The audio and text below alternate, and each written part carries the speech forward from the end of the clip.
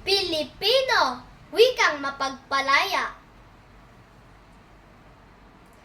Pilipino ako, iyan ang aking lahi, na kahit kailan may palagi kong itatangi.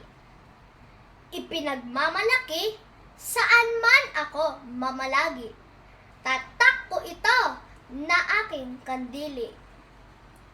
Wikang Pilipino, iyan ang aking salita. Ito'y simbolo na atin ng minana. Tumugon sa kalayaan at mayamang kultura. Bumuklod sa isipan at pagkakaisa. Dahil sa wikang Pilipino, umusbong ang revolusyonaryo. Nagkaisang puwersa mga Pilipino upang tutulan ang mga mananakop na berdugo.